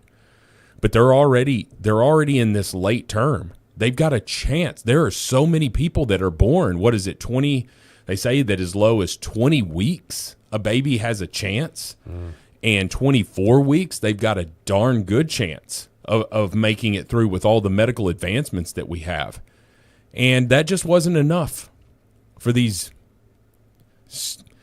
ideologically rotten, evil, liberal women who say that abortion is health care. It's not, regardless of what a doctor who performed abortions sitting in front of Congress saying that it's never medically necessary. It's never medically necessary to have an abortion. You just deliver the baby. And if the baby doesn't make it, then at least you didn't kill the baby. You didn't purposely bring about the end of a life. Yeah. Excuse me. I've never talked about this. I don't even think I've ever even told you this, Paul. But I was married in my very early 20s. Excuse me. Let me get a drink before I tell you the story. All right. Appreciate the honesty. I was married in my very early 20s. Yeah, it was a volatile relationship. We were kids. We didn't know what we were doing. It didn't last very long. But she was pregnant, and she made it to a week before his due date. And I've known you for 20 years. Have you ever heard this story before? I've never heard the story, man. Yeah. She made it to a week before her due date. And I got a call from her mother, and we just did not get along during my the pregnancy with my ex-wife. Like, her mom just didn't care for me. It was just a doomed relationship, folks. We've probably all been there. But anyway, she called me, and I somehow knew, Paul. I can tell you exactly where I was here in Jonesboro. And I pulled over, and I was like, you got to be kidding me. Because I knew she wouldn't be calling me a week before. Because she said, Rob, like that. And I knew. The umbilical cord had wrapped around his neck, and we lost him. And he was 9 pounds. 9 pounds, 7 ounces, I think, if I remember correctly. And he was big. He was big. There was no doubt that was my boy, because he was big, you know. And they said that was the largest funeral that had ever been for a baby, And I remember I've got pictures of him. I pull them out on his birthday, and they're not the greatest pictures because, if a baby is not helping, the doctor has to get really aggressive to get the baby out because he was no longer with us. And I remember looking at him. I never once said that my wife miscarried. She didn't miscarry. We just lost our baby. Okay. And these people now in the state of Massachusetts, you can choose to kill your baby at that 1 week before due date, just like what happened with Landon. And that was his name. And in his case, he died by just a freak thing, We would have never ended. As volatile as our relationship was, as inconvenient as it was for us, people that did not need to be together, for us to be tied together for the rest of our life with this child, abortion never entered our mind. It certainly didn't enter mine, and my ex-wife told me the same thing. I cannot fathom the evil that exists that convinces women. I can fathom it because I know it's coming from Satan, that convince women just because that baby is inside their body. Forget the fact that it was produced with a man. You had to have, either there had to be some participation from a man. Either he went to a clinic and this lady has done artificial insemination, which, but let's be honest, those people are not getting abortions. It's either that or this two people. The old-fashioned way. The old-fashioned way, correct. So a man has a say in this. Unfortunately, he doesn't in many of these women's minds, and unfortunately but also with state. But he's got to pay for it. You cannot opt out of it, but you mom can kill can. it, but you can't abandon it. Now, I'm not trying to minimize a mom's role. Of course, they produce a baby. They can feed a baby with their body. Like they got a bigger part to play in it, but it's our child as well. That Landon had my DNA as well as my ex-wife's. And so these people think, hey, the father has no say because this is a woman's right to choose. But they're forgetting about the fact that baby, they're not forgetting it. They know. Yeah. They know. That baby has its own heartbeat, has its own DNA, has its own body, Paul. They resent God's order. They resent the fact that God made them as vessels to carry life, and they do not want to submit to that process. And so and I think fundamentally, if you really want my honest truth, I think deep down they really resent the fact that men don't have to have this problem. They resent the fact that God created male and female, and the female has this specific responsibility and duty, and they don't like it. They do not like how they were created. I think fundamentally it's very similar, kind of adjacent to the trans thing. I really feel like deep down that's kind of what this is. Well, it's not fair. Yeah. We're supposed to be equal, and you guys don't have to drop out of the workforce for 9 months. I really think fundamentally that's what this is. Paul, let me ask you this.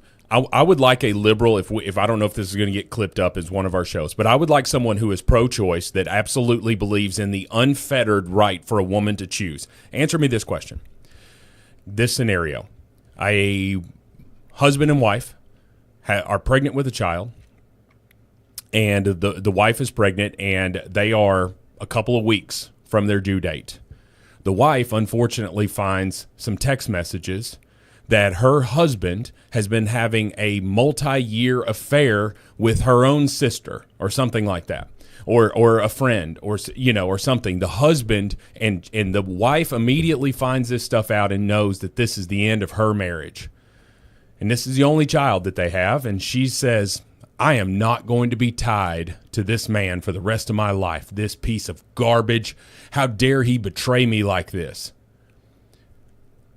Massachusetts, that woman can end that pregnancy. Yeah. Can end this fully grown baby can be murdered in the womb.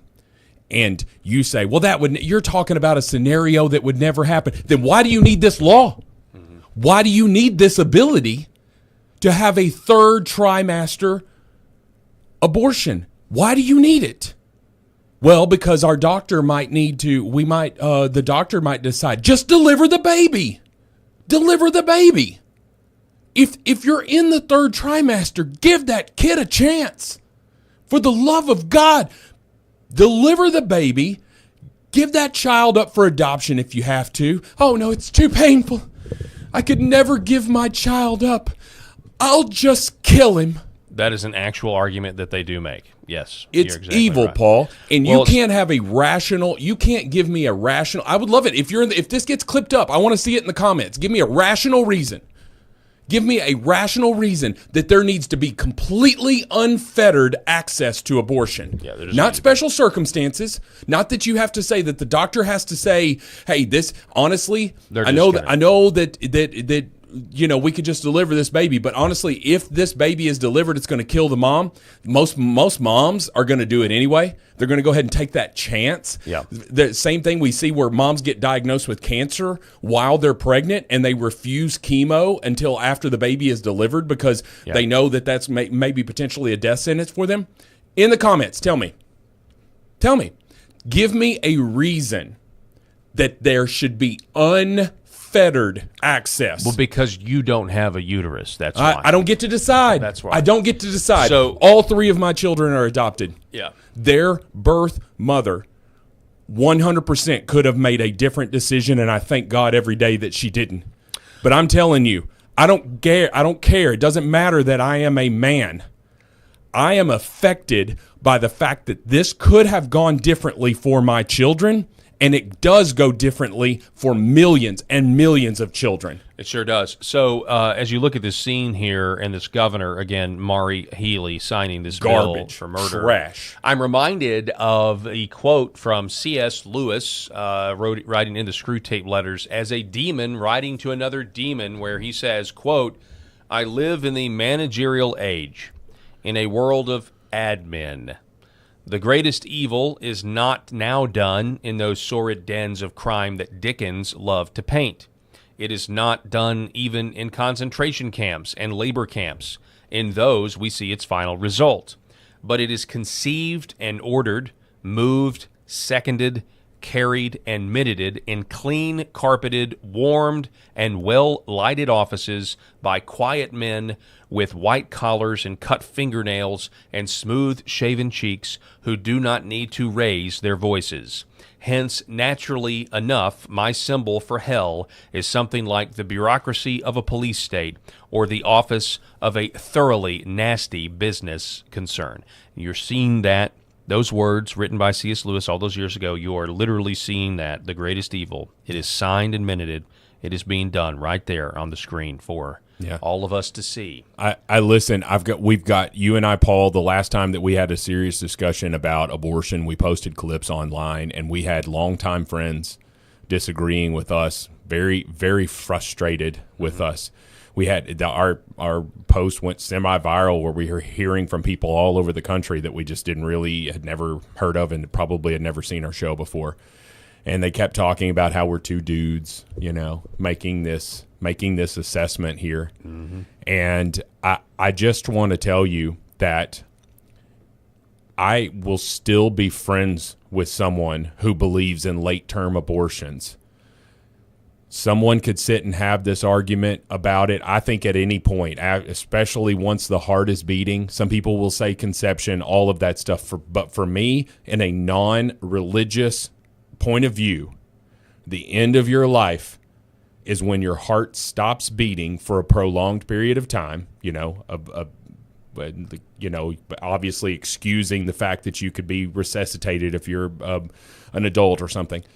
But when your heart stops beating for an extended period of time, that is the end of your life. Does it not stand to reason that your life begins when your heart starts beating, which is as early as, 6-7 weeks, right? Oh, I just said 6-7. But I believe the 7 weeks because of our 7 weeks coffee and all of that's pro-life organization. Anyway, so I think that that's a non-religious argument that you could make. If you are ceasing a beating heart, how do you say, if you're purposefully doing that, how do you go forward and say that's not murder? You're ending a life. It's the very definition of it. And so although I will still love my friends, I'm not a kind of person that's just going to completely delete somebody from my life. I'm going to still love them, but I'm going to wholeheartedly disagree with them, and I'm going to pray that they have some sort of conversion like that abortion doctor did, where he realized the evil that he was advocating for. Yeah. A lot of people see the women don't like that, though. The feminists don't like that because a lot of times, that people don't even know they're pregnant until there is a beating heart, until you get 5, 6, 7 weeks in. A lot of women just find out they're pregnant then, and so that's why they don't agree with you there. Did something happen 7 weeks earlier that could have possibly given us a clue? Yeah, maybe. Okay. Maybe. Did you have unprotected sex? And again, people talk about the rape and incest, which is less than 2%. It's roughly 1.7% of abortions, and all the rest of them are by just elective abortions. But all these other ones are rape and incest. Again, I'll go with the Ben Shapiro model. I'm willing to have a discussion about those 1.7% as long as you're willing to concede that the other 98.3% of those abortions are evil. No. I'm not saying that. I believe that it's completely a woman's right to choose. So you're giving these extreme scenarios. And somebody might argue that I was giving an extreme scenario earlier when the 9 month happened and the husband cheated and all that stuff. You trying to tell me that husbands don't cheat on their wives while they're pregnant? It happens all the time, folks. Probably more than what that wife even realizes. Okay. Now, even statistically speaking, I'm digressing here, but women, statistically speaking, are more likely to cheat than men in a marriage. It's actually like 52-48%. But regardless, man cheating, maybe can't have sexual relations with his wife during the pregnancy or whatever, gets to roaming, and it happens. Marriages have ended over that, folks. I'm not naive. It absolutely has happened. Now, is that a reason for an abortion and all of that stuff? Well, then why do you need this exception, or no exceptions? Why do you have unfettered access to an abortion? You're saying that, women never do it. Women never get an elective abortion in the 9th month. All it is. Then why do you need the ability to? Yeah.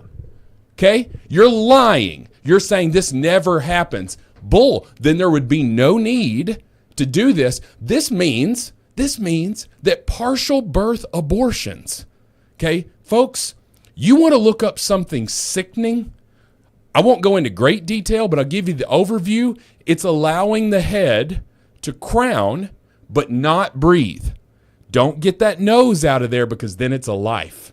You're talking the nose is right there, about to enter this world. Now, that nose has to be cleaned out before a baby can breathe out of that nose. We all understand that stuff. But once that nose is out and could conceivably take fresh air, in the real world here, outside of the womb,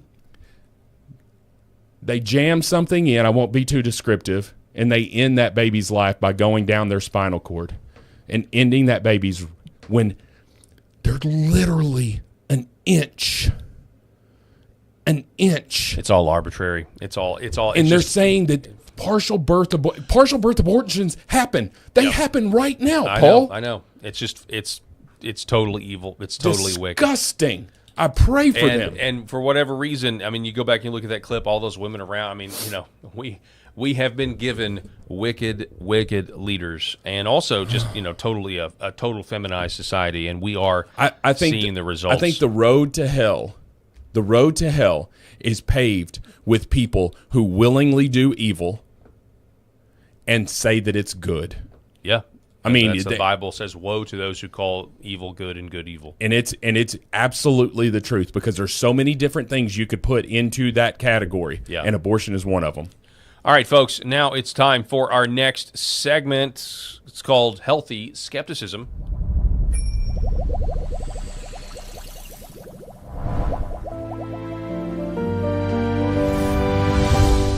All right, the Healthy Skepticism Maha Report. We got some fresh news, good news out of the White House. President Trump announcing that we're changing the vaccine schedule. We're going from 72 vaccines into babies to only 11 over a short time, not all at once. This is something that we definitely voted for. This is something that I voted for 100%. Here's President Trump yesterday. Oh, hang on one second. I think I've got it muted. Takes another historical. I'm delighted to be here in the Oval Office as our administration takes another historic step in our mission to make America healthy again. Today, we're proud to officially announce the United States of America's gold standard childhood vaccination recommendations, and that has to do with many subjects, but including autism in particular. I want to thank the man who has done more than perhaps anyone else to bring about this real revolution, Secretary of Health and Human Services, Robert F. Kennedy Jr., my friend, and he's doing a fantastic job. I'm proud of you. Give me what a very powerful hand to use. Strong guy, by the way. Thanks as well to Director of the NIH, Jay Bhattacharya, Deputy Assistant to the President of Domestic Policy, Dr. Heidi Overton, our Maha moms, and including Jamie Franklin, who's with us today, a very special person, and also the medical experts and professionals who've worked very hard on getting this to happen, this day to come. For long, and far too long, a long period of time, America's recommended more childhood vaccines than any peer nation, and even twice as many doses as some European countries, and even more than that. In many cases, we were requiring 72 jabs for our beautiful, healthy, lovely, delicate little children, including giving the hepatitis B shot to infants and newborns on top of many other vaccinations. The hepatitis B shouldn't be given until they are 14 or 15 years old. They were given early. Effective immediately, my administration is recognizing gold standard childhood vaccine recommendations for only 11 core vaccinations against the most serious and dangerous diseases, along with the MMR, which hopefully will be split up. You have the MMR. We want it in 3 separate vaccinations given at separate times. Together, there could be a possibility they're quite lethal, and separately, it looks like they are not at all lethal, but just very effective. So the MMR, we want to have separate visits, separate times. The vaccine being broken into 3 separate single doses. And okay, I want to get more before we get to comments. Okay. I want more. We're going to finish Trump first. I think this one and another. Separate visits for vaccines rather than giving them all in the same day. Very importantly, vaccinations for hepatitis B, COVID-19, and influenza, among others, are no longer recommended for all children. In addition, this executive order directs the Attorney General to advance legal challenges against states that violate children's rights to religious or medical vaccination exemptions, for the exemptions. All right, I think we got one more here. For long, and far too long, a long period of time, America's recommended more childhood vaccines than any peer nation. All right, so that is very good news. Look, I know there's still people out there that don't believe in any of them, and I mean, I would be one of those people at this point. I don't trust any of them, but my goodness, going from 72 to 11, also breaking up the measles, mumps, and rubella, not giving it together. Instead of doing these one visits where you chock them full of vaccines. This is in addition to what we found out last year from RFK Jr., and I've got RFK's comments we're going to get to after your comments, Rob, where they were saying, look, if you're pregnant taking Tylenol, it can cause autism. This is a breath of fresh air. This is something that we needed. This is an admission from the White House in its executive order that Big Pharma got it wrong. Sure. And we need to celebrate that as much as we can. We need to go further, but we need to celebrate the wins that we do have, and this is definitely a win. I think definitely a win, and an admission that the vaccine schedule has totally screwed our nation's youth up. So I mean, of course, I mean, there's been people that, I mean, the autism links, of course, as you mentioned, and Robert F. Kennedy has sort of banged that drum here that, we went from, 17 vaccines before the 1980s, and now it's up to 72. And all of that, and you're just like, okay, why are we giving vaccines for hepatitis, which is, was it B, that's the sexually transmitted version of it? So we're giving them a section when they're a newborn, and you're like, well, the mom could have had it. Don't you think they would know that? She's in the hospital.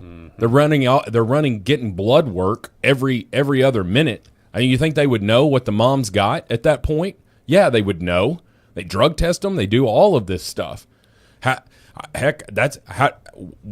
Our middle child, we got her because her birth mother was on crystal meth when she was in the delivery room here, and so my daughter had to be taken to Children's Hospital and weaned off and all that stuff. We didn't get her till she was almost 2 years old, but at that time she never lived with birth mother because they knew everything about what was going on in that birth mother's body.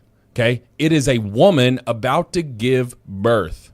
They know what's up, and so you would know whether that mom has hepatitis B. It just blows my mind. And that's just one example, Paul. And I'm so glad that they're splitting this stuff up, giving the body a chance. Like you need, in my opinion, you need the measles vaccine. That's just MMR. Like, I think you need it, but that's just my opinion. There's some that don't do it, and their kids have done just fine and all of that. But polio, hey, listen, we beat the polio. That was a bad thing. Get the polio vaccine. I don't know what age they give that, but do they even give that anymore?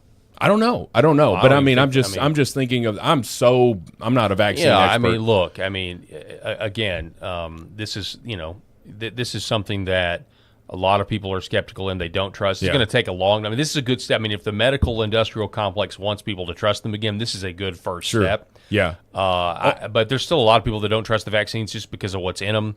Yeah. And that sort of thing. The thing about is what they're trying to say is that. Listen, if you want your kid to have a flu vaccine, get a flu vaccine. Just not mandatory. Yeah. Just not mandating it. Well, we're going to talk about that too because this is good news. Yep. This is a great step in the right direction.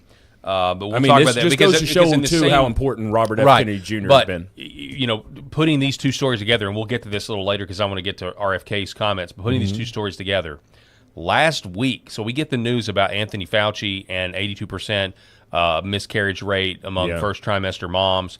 We get the news about that study, and yesterday or last week, the government approves an mRNA flu vaccine. I have not heard of that. Explain that. Yeah, they're green lighting. Just putting it all together, huh? mRNA. Here, just get this technology that has now screwed so many people up. Administration is greenlighting an mRNA flu vaccine. Now, make it make sense, folks. That is an inconsistency that must be. Don't like that. You're all, anyway. They also confirmed the next Surgeon General, whatever her name is, and she's a huge vaccine proponent, not opponent. But anyway, I'm not an opponent of vaccine, Paul. Right. I'm an opponent of when we're giving these things when they're not medically necessary, which is all a big money grab from these Well, I mean, medicine companies. To your point, like think about it, 72 to 11. So like we're now saying that we were giving kids, unnecessary vaccines. What a ton? All in the name of making Yeah. your pediatrician money and big pharma money. It's all mixed up in this. Is all mixed up in this big old cocktail. Yeah. And the worst time. My wife takes our children to the doctor almost exclusively, but she had an appointment with one of them, and I had to take my middle child. And I've talked about my middle child and my closeness with her. She's a daddy's girl, and I mean, she knows how to get what she wants because dad, come on, dad, whatever. But she had to be like 6 years old. Is that an age where they get stuff at 6 years old? I have no That's just idea. what my memory says. I don't know. I said no to all of them. And I had to take her, and they came in. It was just something, and they said, well, she's due for these vaccines, and so she needs to get them today. And of course I didn't know anything. I was just like, okay, well, I mean, I remember I was vaccinated when I was a kid, probably a lot fewer vaccines, because I was born in 1979. But anyway, they said, okay, well, she freaks out. Do you want them in your arm or your leg? And she chose her leg, which I was kind of, I don't know why I was shocked by that. But I remember her, I can still see it perfect. Her little legs sitting there on this table. Paul, the biggest needle full of just stuff is, I was focused on the needle because I was like, dang, Wow, that's a big huge. needle, and there's a lot in there, all that stuff. And they come, and she takes this in the leg, and she's crying, and I'm crying with her. I'm like, "Oh, sorry, baby. I shouldn't. Your mama should have been brought in, you know." And I left there, and I sent a message to my wife, "Don't you ever let me do that again. It was the worst experience." My wife still likes to laugh about that, but I'm making a sort of a joke out of it or whatever. But it was a serious thing. Like, I didn't question that vaccine then. I didn't question that vaccine. I think we all are starting to question these vaccines now. Well, and we should, and that's healthy skepticism. And I'll say this: I mean, with what we just found out about the COVID shot, and I know it was a different, mRNA versus the other, but I mean, gosh, can you blame anybody? Oh, no. Can you blame anybody for saying, I'm going to pass on that? Yeah. I don't think so. I'm not going to trust any of you guys. Oh, some will try to blame because us. The bottom line is mRNA, foisted on us by Fauci and the pharma companies. It's the same pharma companies that are producing the others. So, I mean, you can easily. I'm just saying, you can easily understand why people are like, I'm out. I don't trust you guys at all. If you could rewind 15 years, I keep always wanting to rewind 15 years. If you could rewind 15 years and you could say, hey, here in the not so distant future, there's going to be a big push against vaccines. Which side of the aisle would you have imagined? From my perspective, it would be liberals like, I don't trust that. I'll make my decisions. Yeah. I don't trust that. Yep. I don't trust that. And they're just, all falling in line instead. Yeah, and now they are mindlessly. We have. And they were all for the war in Ukraine. When my it was gosh. like, all putting those. It just blows my mind how they're, it's as ludicrous as the gays for Palestine. I'm like, why don't you go over there and see how that'll work out for you? Yeah. Just go around. Well, my vaccine story was, we were, up in the air, kind of like, okay, we're going to do it. I don't know. I think she was 3 or 4 or something. It was coming up on it, and I was super busy at work at the time. I was super busy, and I knew how my wife felt about it. She was very skeptical. I was very skeptical, but we hadn't quite made the decision yet. And then the doctor's appointment came, and so she was going to go to the doctor's appointment. And by the grace of God, and I really do believe this is just the Lord looking out for us. For whatever reason, they were out. She went to the doctor, and they were going to do the vaccine, and they were out of it. They did not have any in. And I remember just praising the Lord. I mean, like, Lord, thank you. So I took that as a sign of divine providence, that the answer is no, and we were looked out for, we were cared for, and we both were like, we already felt bad about it, and I just was so busy, and I failed as a father to do my due diligence, to sit everybody down, to sit my wife down and say, okay, let's not do this. But we never had that conversation because I was just so consumed with work at that time. And thankfully, the Lord, I believe the Lord was in that looking out, and so from that point on, we were just like, okay, we're going to pass on these. We just didn't feel right about it. Well, I mean, there's a ton of research that you can do, and that research is not Google, folks. Yeah. If you're really go read the inserts. I mean, you could just go read the inserts. Hey, can I get the inserts on these vaccines? Go read those. These giant pages about everything that could happen, and you're going to be like, I mean, I know they got to do that for informed consent, but some of that stuff, it's just like, no. Go look at published literature in these medical journals, the ones that are not paid for. These ones that have done this research where an outcome was not a desired outcome from that research. And this is where we're going to get to Kennedy here, because Kennedy is big in these committee hearings. You hear him where he's like, no, they're not tested. These are tested back by scientists. Actually, no, they're getting these to market without doing the proper testing. Well, in the testing that they're doing, Paul, any testing that they're doing is, in my opinion, it is jaded. It is slanted. And they'll cook the books to get a desired outcome. Yeah, they'll cook the books. I mean, he testified about the study that showed that this was affecting black boys and giving them autism at greater rates, and they threw that research out and they deleted it, and now it's all out in the open. And if you think we're tinfoiled hat on that, just look no further than our earlier discussion about the 100% safe COVID-19, the 100% effective. All right, here's RFK Jr. from yesterday in the Oval Office. Reinforcing something the president said, which is the source of his concern about this issue. And I'll just give an example. In 1970, the biggest epidemiological study at that time in history was performed. And the university scientists from across this country looked at all the 8-year-olds in Wisconsin, about 900,000 children.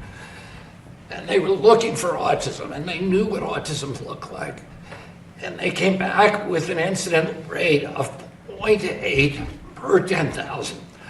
So less than 1 in 10,000. The rate, according to CDC today in this country, is 1 in every 31 children.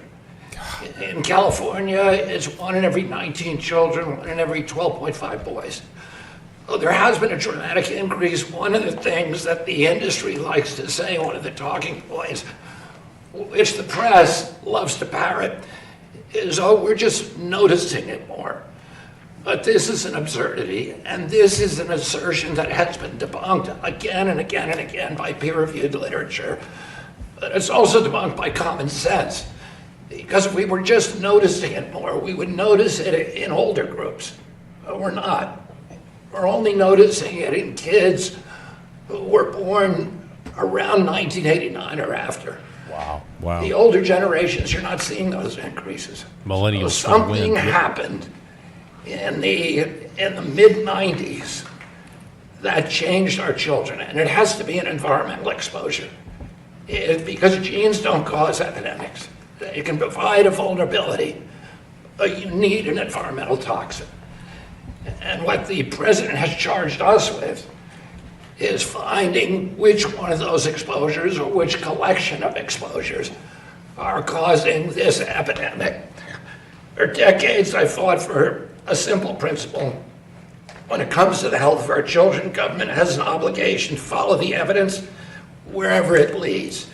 Tell the American people the truth and give parents the information they need to make informed decisions for their families. That's Amen. simple. Right Amen. there. He ended with the he ended with the highlight right there. Can you believe? I mean, he's essentially saying that vaccines cause autism. Yeah. That's what he's saying. He's saying And that the vaccine schedule that started in the 90s, the conspiracy theorists are right once again. Jenny McCarthy, who got basically like first version of being canceled. She might have been arguably one of the first versions of being Carrey. Yeah, going on CNN talking about how the vaccines gave their son autism, and then of course they cut to break and all the commercials are pharma ads, and they were really never heard from again. They were derided. Tom Cruise and Matt Lauer. Yeah, that was on another thing. That's the next thing that we have got to tackle. This is incredible. This is fantastic news. Well, and when just that is in my opinion, is that how can you try to say that that's a one-off, that that's an anomaly if in the 1970s they knew what autism looked like, they did a study, and this was college research professors here that are from across the country, he says. It's not very specific, but what that means is that you're catching, you would assume, all different political ideologies through this study. And listen, let's also be honest that autism was not political at that moment. Really hasn't become political until here in the most recent few years. And so what he said was less than 1 child per 10,000 showed signs of autistic behavior. Now it's 1 in 31. What? You want to talk about a contagion? That is, you're saying that can, it just happened. No, we just recognize it more. Yeah. Back then if they were autistic, they were just put in they were just said they were weird or they were put in a mental institution. Autistic people are not mentally ill. There is an issue in their development that was stunted through whatever it was. I'm not going to sit and say that it's vaccines, but when you look at the number of vaccines back then versus the number that we have now, I think there could be some causation correlation discussion going on here, and at the very least, shutting down the debate the same that they were doing for COVID-19, when you're saying, no, it could never happen, this is not, they're completely safe, and all of that stuff, it's the same argument. It's the same song and dance. We've seen this movie before, and that's what they're trying to do with Robert F. Kennedy Jr. here. They're trying to say he's not a doctor, he's not a scientist, vaccines are safe, they don't cause autism. Go to a truly autistic child's parents and say, did you give your child vaccines? Some will say no. Maybe there's some other issues there. Some will say no. I would imagine that most gave their child vaccines just because, like I did, a nurse walked in there and said, your daughter is due for vaccines. I didn't ask which one they were. Yeah. I didn't ask why. I didn't ask what the possible side effects were. I just said, okay. And I'm not a parent that just kind of goes with the flow. I'm constantly sort of trying to analyze things, but that I didn't. And how many parents have done that since 1990? I would assume all have, or most have. And so in Robert F. Kennedy, you can sit here and rip on him all you want to, but all he's trying to do is get to the heart of why autism is so prevalent now, and it wasn't 50, 60 years ago. Exactly. What is the difference? Here is Stephen Miller from that same Oval Office meeting. Because of your courage and leadership, Mr. President, millions of parents all over America today are breathing an enormous sigh of relief. I say this as the parent of young children myself. Millions and millions of parents feel they've been pressured when their children are just weeks out of the hospital to take 5 shots, 6 shots, 7 shots all at once. They're told it'll be normal. Your kid will have a fever of 103 for 3 or 4 days. Your kid will stop eating for a week. Your kid's going to change all their sleeping. Don't worry, it's totally fine. It's totally normal. Nobody has studied it. Nobody's looked at it. Nobody's thought about it. The pressure from the pharmaceutical industry and from aspects of the medical industry to pump your kids full of shots days after birth with no understanding of the long-term consequences has been a medical travesty. This is an issue, Mr. President, that you have been leading on for years, and of course the man to your left has been leading on this issue for years as well, too. It's a really incredible of your courage and leadership, Mr. President. I agree. I mean, as a parent, I do. It's good to finally get the admission. And again, conspiracy theorists were right once again. You look at this, Caroline Leavitt, Matt Gaetz, more excellent work. European countries have been giving their kids 11 injections. We've been doing 72. This country is very much captive by Big Pharma. Now, the last thing I'll say is this. Toby Rogers says, one cannot square the executive order today with the fact that this administration just approved the deadly Moderna mRNA flu shot. Yeah. Now, this is, we've looked at what mRNA did in the COVID shot. Why are we going to do it in the flu shot? And he says, and the Senate just voted to confirm vaccine fanatic Erica Schwartz to be CDC director, not Surgeon General. I said that earlier, CDC director. Now, all of that aside, that is an inconsistency that shows you that our government's not monolithic, and there's still plenty of people underneath RFK Jr. that hate his guts and are sold out to Big Pharma and this lie, the same lie that covered the entire country and the world when it came to COVID. But I will say this. This is just an executive order. This is yet another example of something that will not be codified by Congress. We can guarantee, we can sit here and say with 100% certainty, Congress is not going to make this a law, and the next administration that can come in can completely undo this. Can undo this. They will, and they will, because Big Pharma is what it is. Too much money. From a practical effect, this is also going to give parents plenty of relief and motivation to say, actually, no, there are legitimate authorities that say different, and this will reverberate with the millennials that are having kids, with Gen Z that's going to be having kids, and eventually Gen Alpha. I suspect that there's going to be far less people getting vaccinated, far less babies getting vaccinated from here on in the next 50 years because they don't trust Big Pharma, and they have good reason not to trust Big Pharma.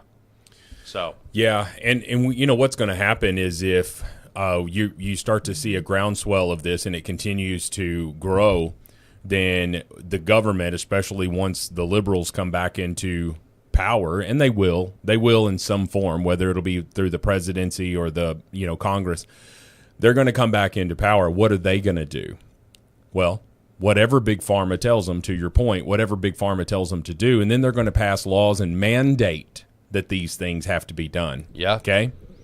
Yeah, they are. No, they would never do that. They would never do that. Well, How many people were kicked out of the military? Yep. Because the government mandated vaccines. I was talking to a guy about that yesterday. Yeah, and so and rightfully so, Trump corrected that when he got back into office, and gave them back pay, re-enlisted them if that's what they wanted to do, was to come back to it.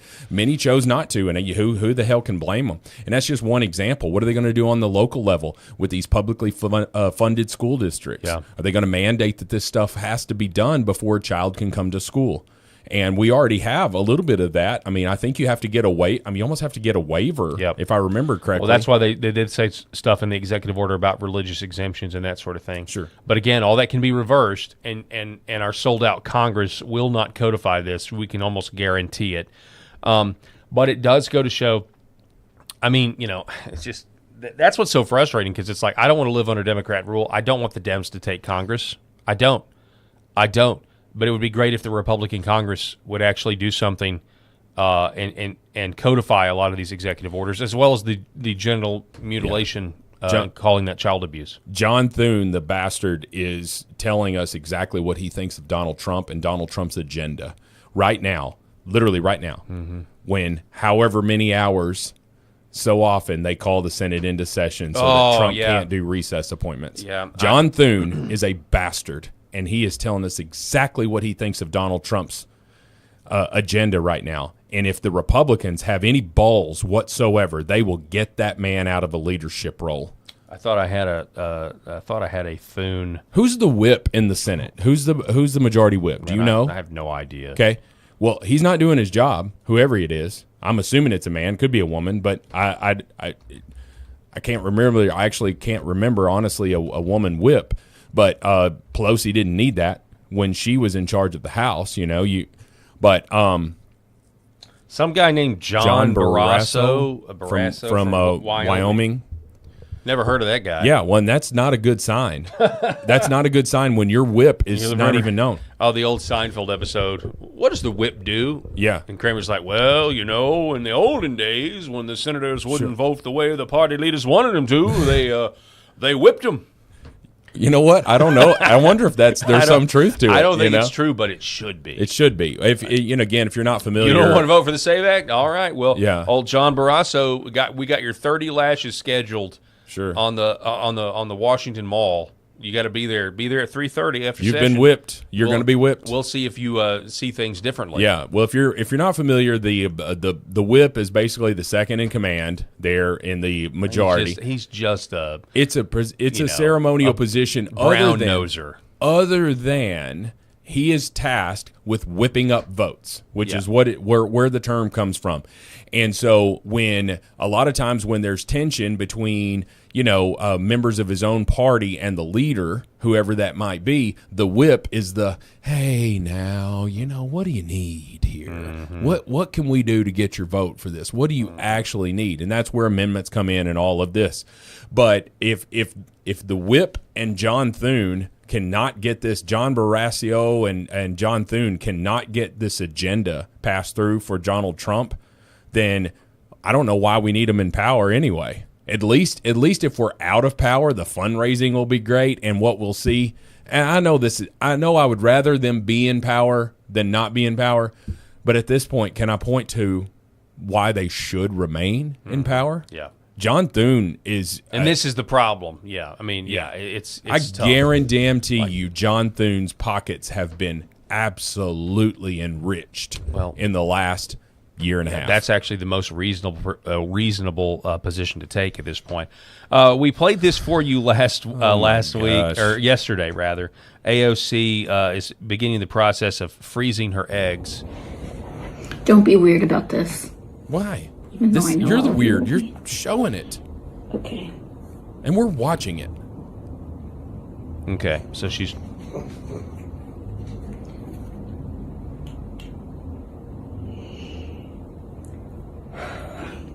All right. So she gives herself the shot. All right. So the reason we're revisiting this is because there's been some pretty because there's been some pretty funny memes. This is my favorite one. I'm going to do it. I'm going to steal AOC's eggs. I'm going to steal them. I'm going to steal AOC's eggs. And then we've got this other one. AOC's eggs?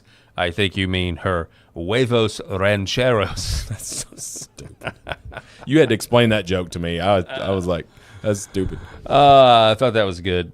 I thought that was pretty You've been gleaming funny. about that one all morning. Oh, it's Paul. just hilarious to You've me. been trying to get to this. All right. Also, we've got this viral clip. Okay. Oh, my gosh. So Posobiec says this is moderate Democrats trying to stop the DSA from running off the rails. Dude, this is incredible. Let's see. Have you seen this? I saw it without the audio, so I don't know. It's the saxophone meme. There you go.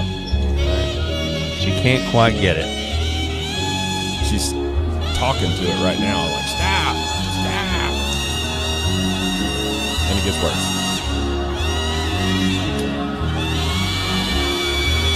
Just get in there.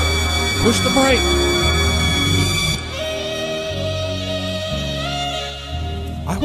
If I'm her insurance company, I'm dropping her She right almost now. gets run Well, I think her foot did get run over. And that car gone. That car is gone.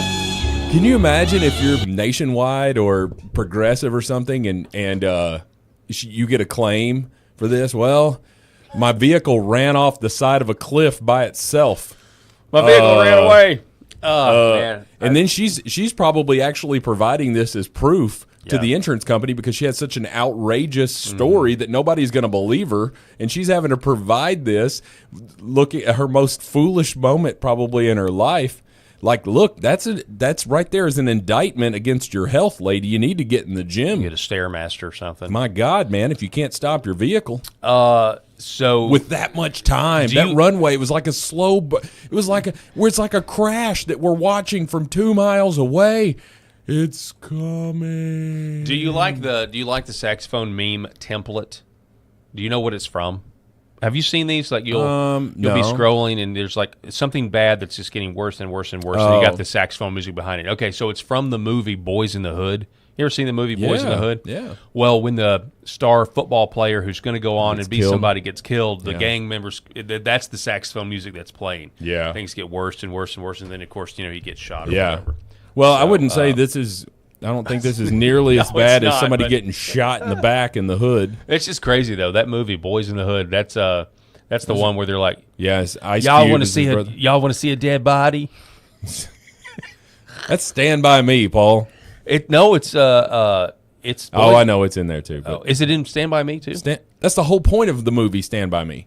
Oh, really? They're on a want to quest. see? I thought it was the railroad track scene. That's Stand By Me, right? Where the trains that's come? there, dude. That's Rob Reiner for Okay. all his faults. But there's that a was dead body incredible. in that one too, where they're like, y'all want to see a dead body? The boys. Of course, their person. It's about their personality and their friendship and all that stuff. But their whole thing is they're on a quest to see a dead body, a guy that had been hit by a train. Okay. Well, Yes. maybe that's Spike Lee's point, saying like, we don't have to go on a quest to see a dead body. We can literally see one. That's it. Around the corner. He's literally referring to that. That's actually great. I didn't know that. No.